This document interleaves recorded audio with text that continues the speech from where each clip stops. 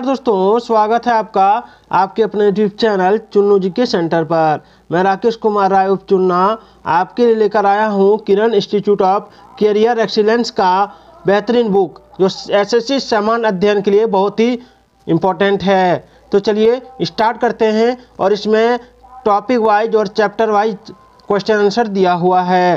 तो चलिए सबसे पहले हम लोग टाइप ए का इतिहास करेंगे, जो चैप्टर 1 है इतिहास। आप देख सकते हैं ये क्या है, प्राचीन भारत का इतिहास। पहला सवाल देखते हैं। पहला सवाल है, पुरालेख विद्या का अभिप्राय क्या है? पुरालेख विद्या का अभिप्राय क्या है? तो दोस्तों, पुरालेख विद्या का जो अभिप्राय होता है उसका मतलब होता है शिलालेखों का अध्ययन, यानी अभिलेख या शिलालेख के अध्ययन को पुरालेख शास्त्र कहते हैं। अभिलेख में मोहरों, स्तूपों, चट्टानों और ताम्र पत्रों पर मिलते हैं और ये मंदिर की दीवारों और ईंटों या मूर्तियों पर उत्कीर्ण होते हैं, उखड़े हुए होते हैं। ठीक है, तो इसी को पुरालेख विद्या कहते हैं। अगला सवाल है, आप देख सकते हैं ये एसएससी सीपीओ सब इंस्पेक्टर परीक्षा एसएससी सीजीएल टायर सीबीई में पूछा गया है। कब पूछा है? तो एक 7/9/2023 और एक 28/8/2016 में। चलिए अगला सवाल देखते हैं। सिंधु घाटी सभ्यता की मुख्य विशेषता क्या थी? प्रकृति के बलों की पूजा, व्यवस्थित शहरी जीवन, पशुचारण खेती या जाति समाज। देख सकते हैं SSC section officer commercial audit 30/9/2007 में पूछा गया सवाल है ये। और आप देख सकते हैं एफसीआई असिस्टेंट ग्रेड 3 5/2/2012 में भी पूछा गया है। देखिए इसका आंसर क्या होगा?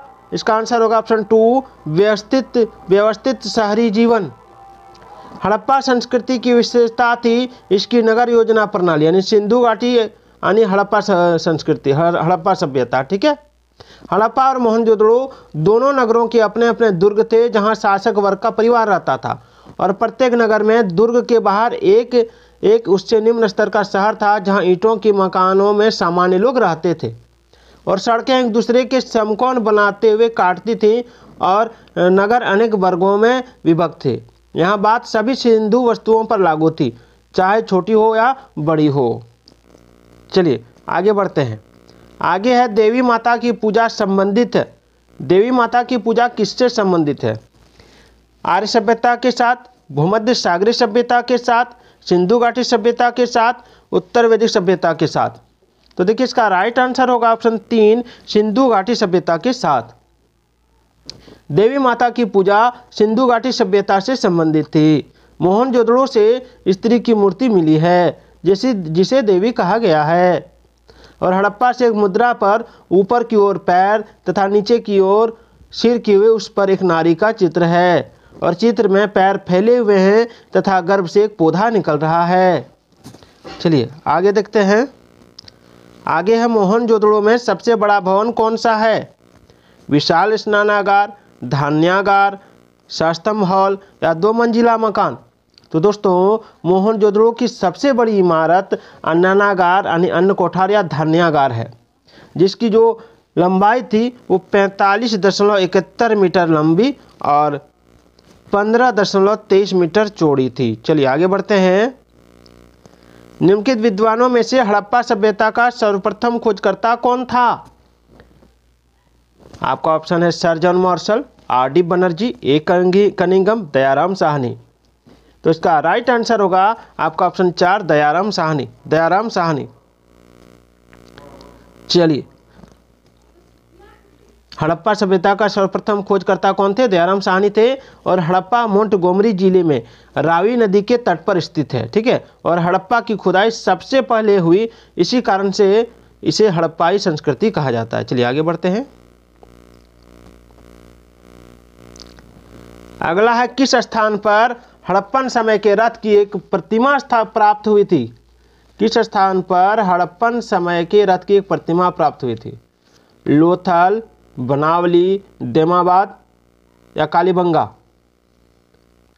देखिए ये दिल्ली पुलिस एसआई और एसएससी सीएपीएफएस एसआई में पूछा गया है सवाल, ये 1/7/2017 में। चलिए आगे बढ़ते हैं। तो ये जो है इसका आंसर होगा ऑप्शन 3 देमाबाद। ठीक है, महाराष्ट्र के अहमदनगर जिले के देमाबाद में हड़प्पा संस्कृति के समय रथ की एक मूर्ति प्राप्त हुई है। यह रथ 45 सेंटीमीटर लंबा है और 16 सेंटीमीटर चौड़ा है, जिसमें 2 बैल जुते हुए हैं, जिसे 16 सेंटीमीटर की ऊंचाई पर खड़े एक पुरुष द्वारा खींचा जा रहा है। और यह जो है यह स्थल खुदाई से प्राप्त हड़प्पा संस्कृति की कांसे की कई वस्तुओं के लिए प्रसिद्ध है। चलिए आगे बढ़ते हैं। किस जिले में मोहनजोदड़ो स्थित है? किस जिले में मोहनजोदड़ो स्थित है? लड़काना, मोंटगोमरी, सिंध या उधमपुर? देखिए एसएससी जीडी में पूछा गया सवाल है, कांस्टेबल और राइफलमैन में 22/4/2012 में। तो इसका आंसर होगा मोंटगोमरी जिला। चलिए आगे बढ़ते हैं। भारतीय शासन के प्रतीक ये शब्द सत्यमेव जयते निम्नलिखित किस ग्रंथ से लिए गए हैं? तो देखिए सत्यमेव जयते जो है ठीक है, ये किस ग्रंथ से लिया गया है? तो आपका ऑप्शन है उपनिषद या मुंडको उपनिषद, सामवेद, ऋग्वेद या रामायण। किससे? देख सकते हैं एसएससी सीपीओ सब इंस्पेक्टर में पूछा गया सवाल है 2003 में।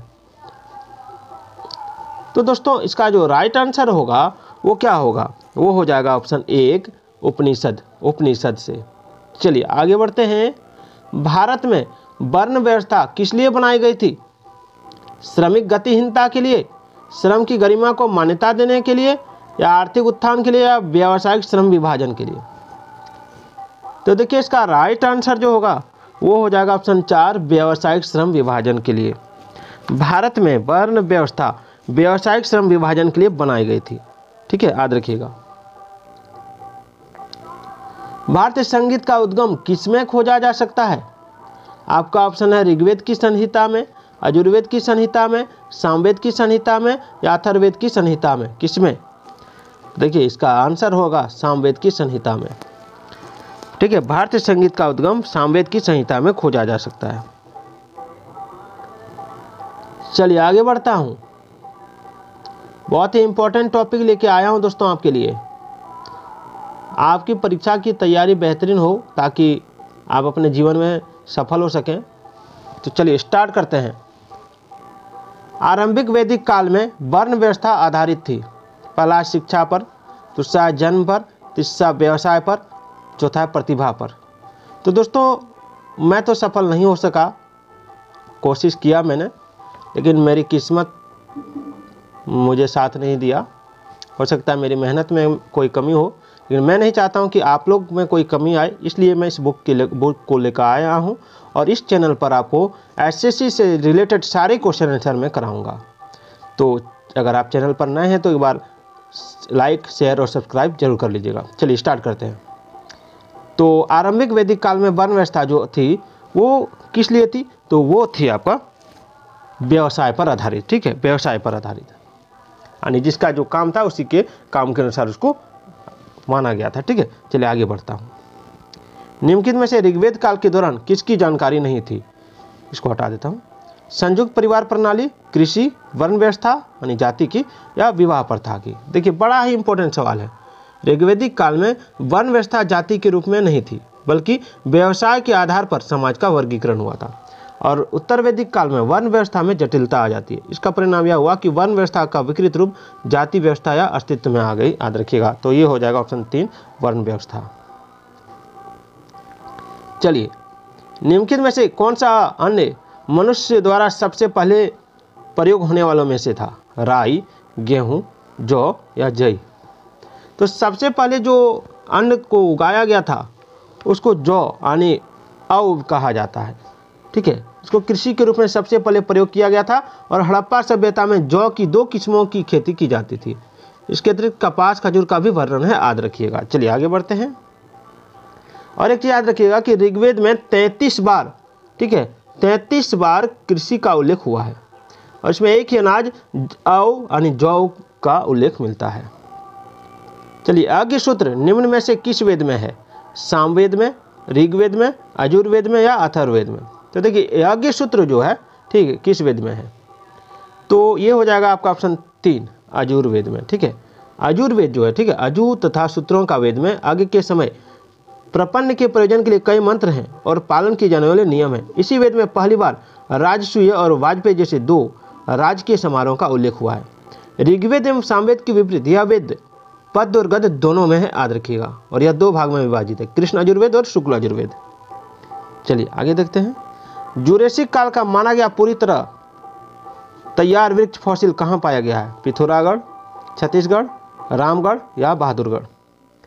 देखिए बड़ा इंपॉर्टेंट सवाल है। ये वर्ष 2012 में छत्तीसगढ़ के सरगुजा के शंकरपुर नाम गांव में जुरासिक युग के वृक्ष जीवाश्म यानी ट्री फॉसिल्स पाए गए हैं और इसके इलाके में 6 फॉसिल्स इस तरह मिले हैं। तो क्या हो जाएगा? छत्तीसगढ़, याद रखिएगा। चलिए नेक्स्ट देखते हैं। सिंधु घाटी सभ्यता की लिपि कौन सी है? खरोष्टी, अज्ञात, ब्राह्मी या तमिल? देखिए सिंधु घाटी सभ्यता की जो लिपि है, ठीक है, ये अभी तक अज्ञात है, याद रखिएगा। सिंधु लिपि की भांति उसकी भाषा में भी उसकी भाषा भी अज्ञात है। ऐसी स्थिति में लिपि अन्वेषण के लिए कोई द्विभाषिक लिपि लेख ही सहायक सिद्ध हो सकता है। चलिए आगे है, निम्नलिखित में से कौन सी जनजातीय सभा सामान्य रूप से जनजातीय सरदार यानी मुखिया के चुनाव में शामिल होती थी? समिति, सभा, गण या विध?